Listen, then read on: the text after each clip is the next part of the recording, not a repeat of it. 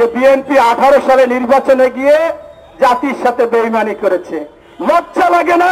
18 সালে ধানের শীষের প্রতীক নিয়ে আপনার এই আমির, আপনার জেনারেল সেক্রেটারি, আপনারা 30টা জায়গায় বা 25টা জায়গায় নির্বাচন করেছিলেন।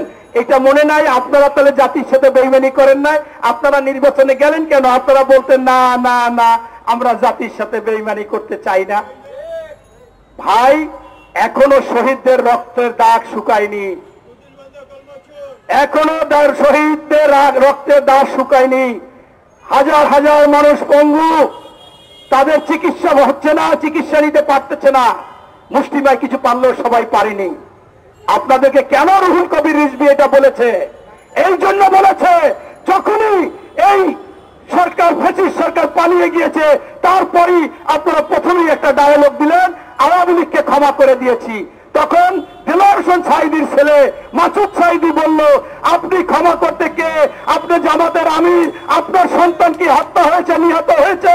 আপনি যদি আজকে ক্ষমা করেন, তাহলে ওই শহীদদের সাথে আপনার বেইমানি করা হবে।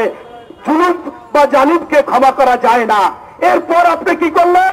যে বসুন্ধরার মালিক 4 আগস্ট আমাদেরকে দেশ ছাড়া করবে, এই যারা আন্দোলন করছে তাদেরকে থাকতে দেবে না, শেষ করে দেবে, নিঃশেষ করে দিবে। সেই ব্যবসা প্রতিষ্ঠানে গেলেন, তার সাথে তার ছেলের সাথে ছবি তুললেন আপনি জামাতের আমির হয়ে, এবং তাদেরকেও আপনি বুকে জড়িয়ে নিলেন। যা করেছো, যত অন্যায় করো, যত অবিচার করো, সব মাফ করে দিয়েছি। আবার আপনি ছাত্রলীগের সিলেটের বিয়ানীবাজারের ছাত্রলীগের সাংগঠনিক সম্পাদককে আপনি আওয়ামী লীগে যোগদান করাই ফেলাইলেন। এরপর আপনি বললেন ভারতের সাথে আমরা সমঝোতা করে, তারা যেভাবে বলবে আমরা যেভাবে, এরকম আলাপ আলোচনা করার মধ্যে আমরা বাংলাদেশের রাজনীতি করতে চাই।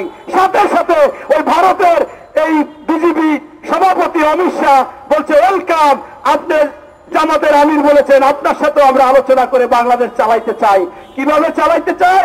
আমাদের গোলাম বানাই রাখতে চায়। কিভাবে চালাইতে চায়? আমাদের দাস বানিয়ে রাখতে চায় ভারত। সেইটা তো আমরা পছন্দ করি না। এরপরে আপনি আবার সরে আসলেন, বললেন যে আমরা মহিলাদের পর্দা বাধ্যতামূলক হবে না। দল করেন কিন্তু ইসলামী দল। আপনারা সেই খুলনায় ডুবারিয়ায়, সেখানে আপনারা হিন্দুদের দিয়ে জামাতের কমিটি করলেন। আপনারা সেই রংপুরে পীরগাছায় হিন্দুদের দিয়ে জামাতের আপনারা কমিটি করলেন। এরপরে পূজা মণ্ডপে যাইয়া দেখলাম যে পূজা মণ্ডপের সেই গুণগান গাচ্ছেন, তাদের সেই জয় শ্রীরাম বলতেছেন। এটা কিসের লক্ষণ? এইটা তো মানে একটা স্থিতিশীল রাজনীতির কথা না, অসুস্থ রাজনীতি।